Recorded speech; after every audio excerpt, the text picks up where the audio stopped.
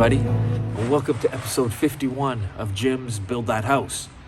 I just want to thank all the new subscribers. There's about 3 or 4 new folks that have signed on recently.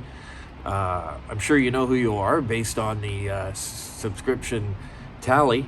Up to 31. Wow, that's incredible. I remember when I was standing a little further over that way last fall, and I had 5. So it's 26 new people in the last year, and I think at this point everyone is coming to the conclusion that, hey, this guy might be for real. He's going to actually try to do this. But it makes it a lot easier when you're along with me. I feel like I have some folks taking an interest and keeping me going. But most of all, I just wanted to thank you, if you have been watching up to this point, again, for joining me. I just feel like there's a team behind me, cheering me on. Whether you're invested or not, you are investing your time, and that's a precious commodity. So I do appreciate it. This is episode 51. My name is Jim, and welcome to Build That House.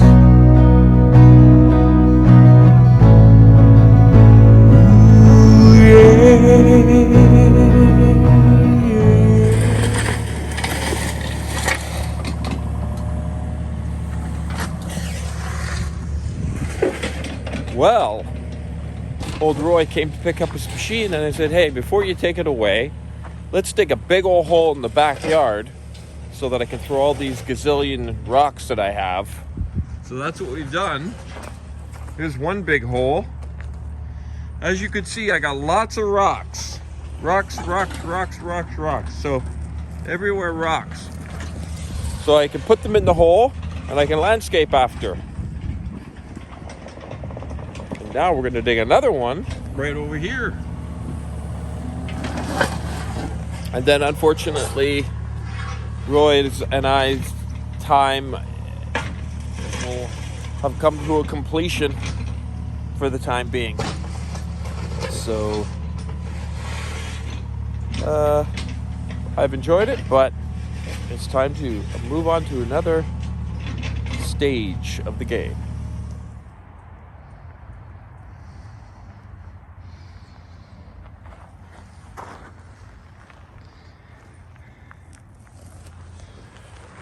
All right, well, that's it for my work session on this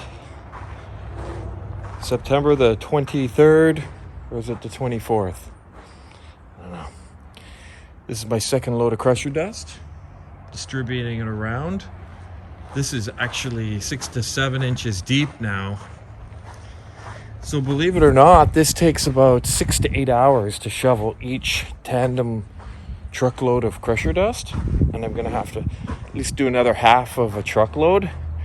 And once I get that spread over there, still gonna need a bit more. I'd say half a load. So get them to port half inside, half outside, and then like spread it out over the driveway so this winter it's not all muddy and stuff. Man, it's a lot of shoveling. It's a lot of shoveling there. I still didn't get a chance to pour this retaining wall today. Man, I was looking forward to pouring that thing. I mean, I need 5-6 hours, so it's not something that I can just kind of like do half and half. If you pour something like this half and half, you get kind of a cold joint in the concrete. You may see the line. It's not really a structural consideration because I have put rebar in it, but I like a nice clean pour so that, you know, when you're looking at the side of it, you don't see like this kind of like 2-session pour line.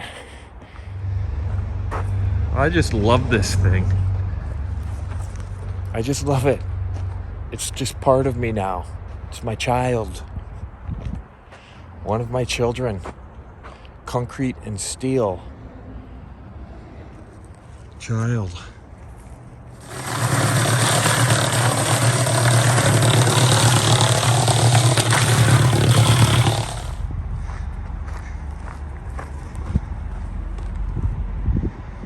All right, we're underway, pouring the wall on Sunday afternoon.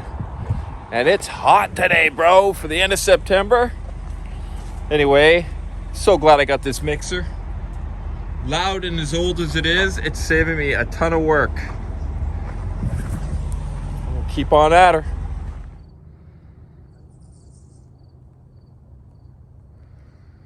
Alrighty.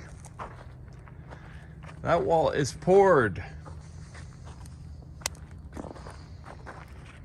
Just like that.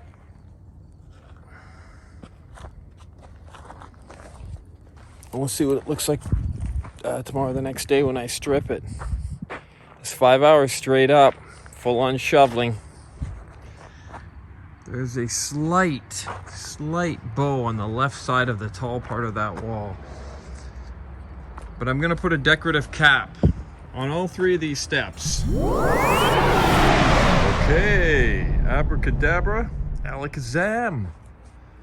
That is one big chunk of concrete. And it looks pretty damn good.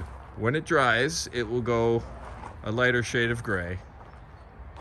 But I'm fairly happy with it. Other than this bulge that I had anticipated. You can see it there. It's just a slight bulge, but once this gets backfilled with dirt and a decorative cap goes on there, I don't even think you'll see it. So overall, I'm quite pleased with it. And it's amazing how much work goes into something as simple as that. You can see all the wood that was involved, not to mention the dozens of screws and nails that I just took out.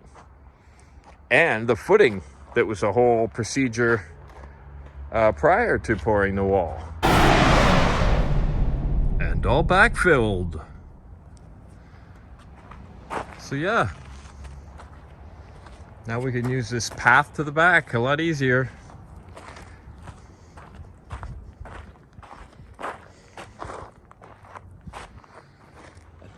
Another one checked off the list.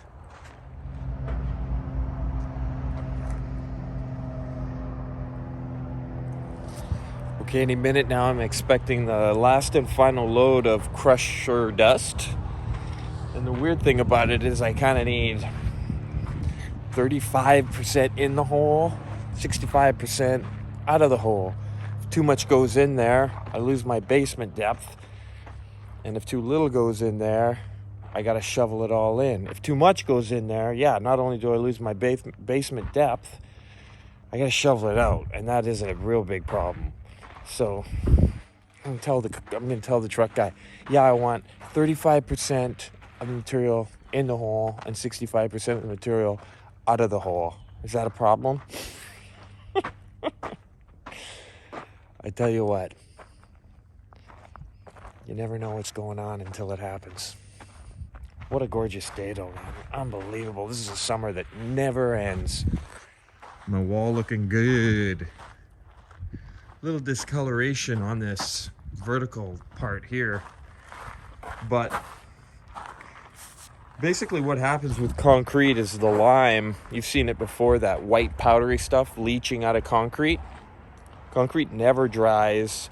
Well, it takes 100 years for concrete to stop drying, so it's slowly drying and pushing out this lime.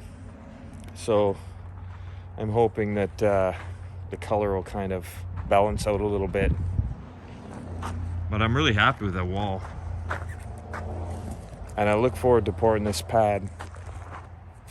Another one.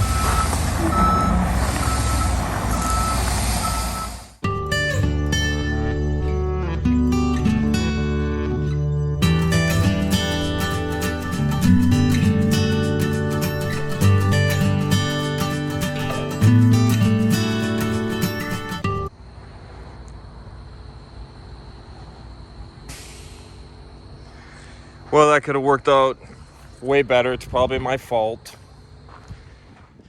It's almost like 70-30, 75-25. I don't know. It's just another day in the life of Build That House with Jim. Just doing a little fencing project at a friend's house. I'm gonna give you an aftershot. Yeah, that worked out pretty nice.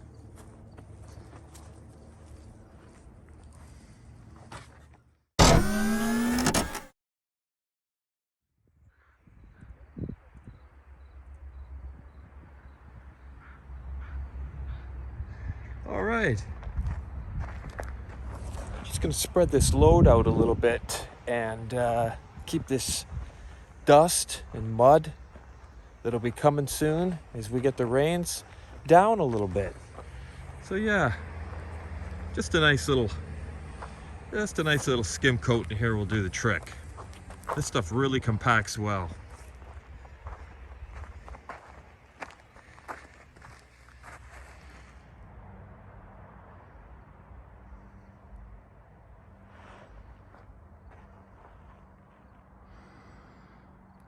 Okay, a little bit of shoveling tonight. It's a long, slow, steady march to the place we need to be.